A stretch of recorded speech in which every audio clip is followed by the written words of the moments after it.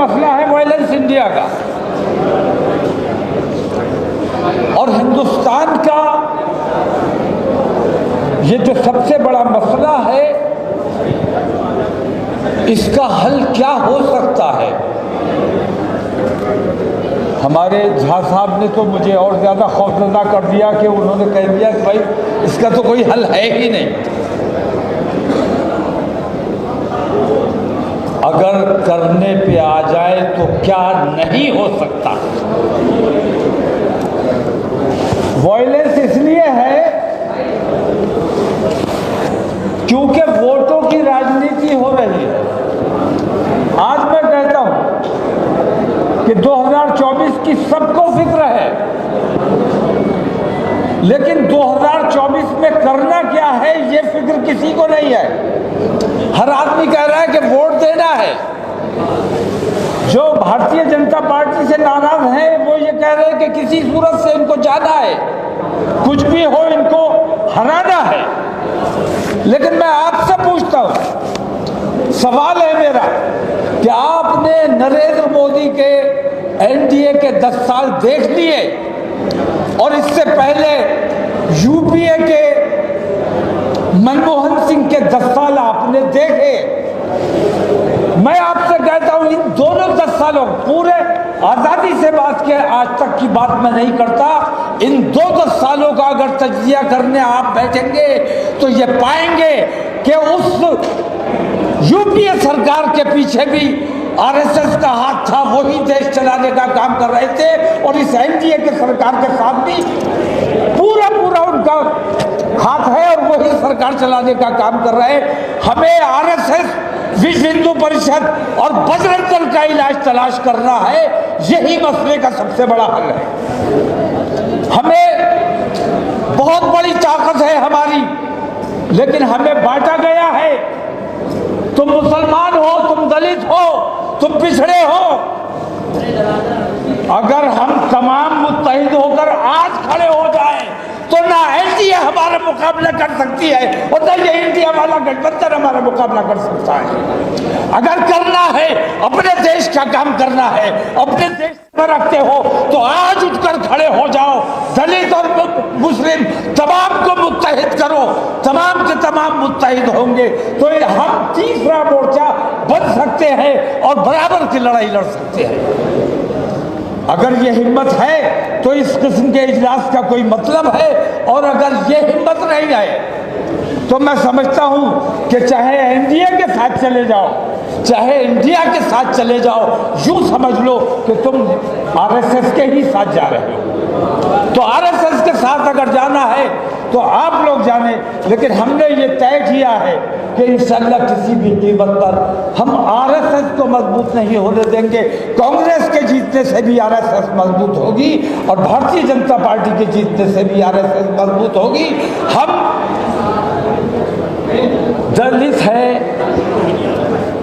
OBC हैं, minorities हैं, ये तमाम लोग अगर मिलकर मुत्तहिद होकर खड़े हो जाएंगे, देश प्रेम की भावना से अगर खड़े हो जाएंगे, तो मैं नहीं समझता हूं आप अगर लड़ने की हिम्मत रही है। मैं तो इतनी हिम्मत रखता हूं कि अल्हम्दुलिल्लाह अगर तमाम लोग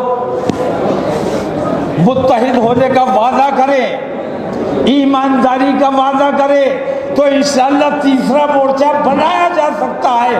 लेकिन अगर तीसरा मोर्चा नहीं भी बनाया जा सकता तो इतना जरूर किया जा सकता है कि हम अपना एक मुत्तहिदा महाज बनाएं और कम से कम अपनी शर्तों में ये रखें कि अब हमने तुम्हारा झंडा नहीं उठाना है, हमें कम से कम 50 टिकट चाहिए। हम खुद जाके अपना काम, मिल्लत को, दलितों को अपना काम खुद करने की ताकत और सलाहियत अपने अंदर पैदा करनी चाहिए। मोहताजी का तौक उतार दो। और आज तो हमें कांग्रेस ने मोहताज समझा हुआ है कि जाएंगे कहाँ। हमें ये बताना है कि हम मोहताज नहीं हैं, हम मोहताज नहीं हैं। हम इस बार 2024 हिंदुस्तान के लिए बहुत अहम है। इसको गैर जिम्मेदारी से अगर नज़रअंदाज कर दिया, इसकी अहमियत को नज़रअंदाज कर दिया। हिंदुस्तान के मुसलमानों का भी मुस्तकबिल तय होना है 2024 में, और हिंदुस्तान किस राह पर जाना है, हिंदुस्तान कैसा हिंदुस्तान बनना है, ये भी 2024 ने तय करना है। इसलिए मेरे भाइयों, किसी बहकावे में आने की ज़रूरत नहीं है, किसी का झंडा उठाने की ज़रूरत नहीं है। एक बार देश प्रेम की भावना से हमें अपना देश 5 साल के लिए किसी को देना है, ठेके पर देना है, हमें उनसे बात करनी चाहिए। अपना टेंडर दो, 5 साल का एजेंडा बताओ, रूट मैप बताओ, कैसे चलाओगे 5 साल। क्या बजरंग दल के गुंडे, विश्व हिंदू परिषद के गुंडे इसी तरह दहशतगर्दी फैलाते रहेंगे? 1000 सवाल हमारे पास कांग्रेस से भी है, 1000 सवाल हमारे पास बीजेपी से भी है।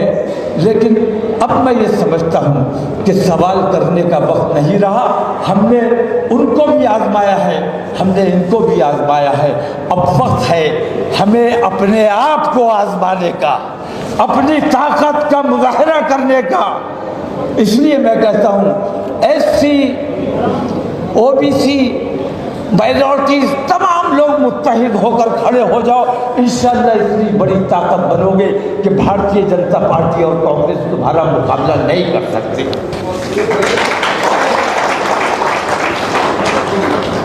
आखिर में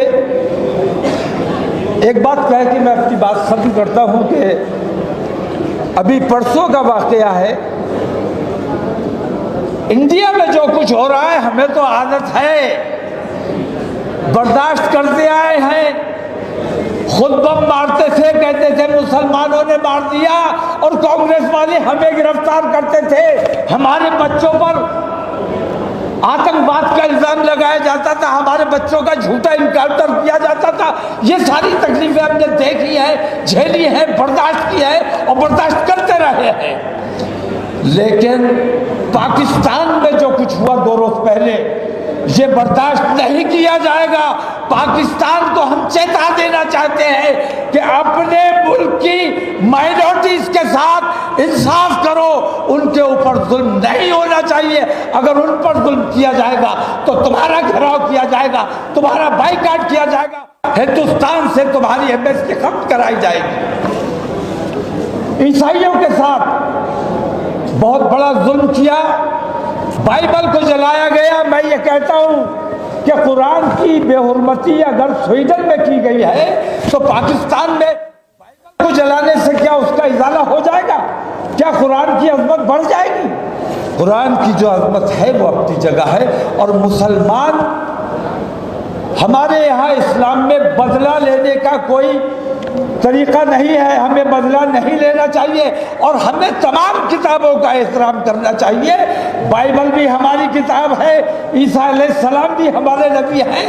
हम सबका एहतराम करते हैं, सबकी इज्जत करते हैं, तमाम धर्मों को हम एहतराम देना चाहते हैं और हम चाहते हैं कि हमारे मजहब में किसी किस्म की मुदाखलत न की जाए।